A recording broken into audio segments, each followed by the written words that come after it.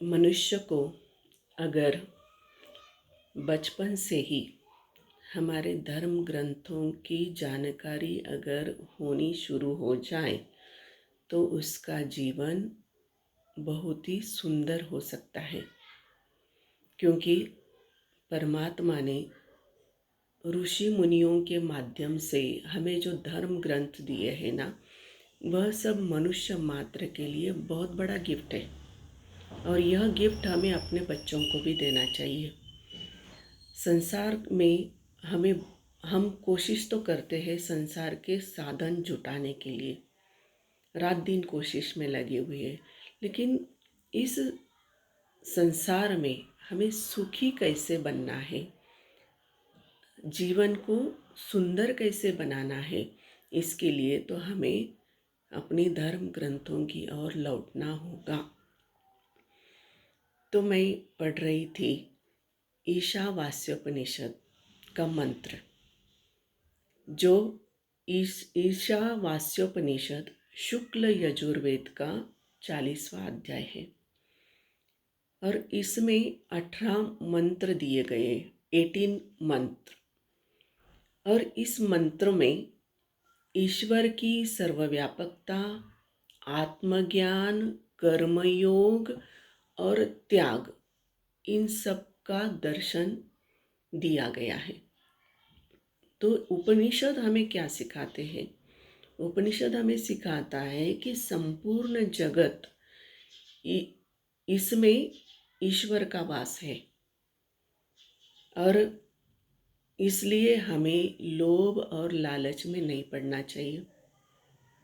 ईश्वर ने जो कुछ संसाधन हमें दिए हैं, जो कुछ साधन दिए हैं, उसका उपयोग हमें बहुत संयम पूर्वक करना चाहिए, विथ कंट्रोल। तो इसमें एक प्रथम मंत्र है, तो उसमें क्या कहा गया है? ईशावास्यामिदं सर्वं यत्किंच जगत्यां जगत् तेन त्यक्तेन भुंजिता मा गृथा कस्य स्विद धनम। तो इसमें ऐसे कहा गया है कि इस चराचर जगत में, इस संसार में जो कुछ भी है वह सब ईश्वर द्वारा रचित है, और इन सब में ईश्वर व्याप्त भी है। मनुष्य को भोगवादी प्रवृत्ति को त्याग कर इस संसार में जीना चाहिए। और यह जो धन संपत्ति हमें मिली है वो किसी की भी नहीं है, वो सिर्फ ईश्वर की है, और इसलिए इसका लोभ हमें नहीं करना चाहिए, ऐसा इस मंत्र में कहा गया है। तो क्या कहा? ईशावास्यामिदं सर्वम, इसका मतलब क्या है कि यह सब कुछ जो भी हमें इस संसार में मिला है, जगत में मिला है, यह सब संसार ईश्वर का घर है, और यह ईश्वर सर्वत्र व्याप्त है, और यह जगत इस ईश्वर से ही परिपूर्ण है। यत्किंचम जगत्याम जगत, इसका मतलब है इस परिवर्तनशील संसार में जो कुछ भी गतिशील है या स्थिर है, उसमें वही परमात्मा है। आगे कहा गया है तेन त्यक्तेन भुंजिता, उस ईश्वर के प्रति हम समर्पण भाव से जो भी कुछ हमें मिला है ना इस संसार में, उसका हम त्याग पूर्वक उपभोग करें। आगे कहा गया या गृध कस्य स्विद धनम, इसका मतलब है किसी अन्य के धन या संपत्ति का लालच हमें नहीं करना चाहिए, ना तो किसी और के धन की कामना भी हमें नहीं करनी चाहिए, क्योंकि अंततः फाइनली यह सब किसका है? ईश्वर का ही है। तो सब कुछ ईश्वर का है, सब ईश्वर से निर्मित यह संसार है। तो इसका हमें ज्ञान होना चाहिए, इसका हमें लोभ नहीं करना चाहिए। जितना जिंदगी के लिए ज़रूरी है उसका हमें उसे हमें ज़रूर प्राप्त करना है, लेकिन उसके पीछे भागना नहीं है, लोभ नहीं, लालच नहीं।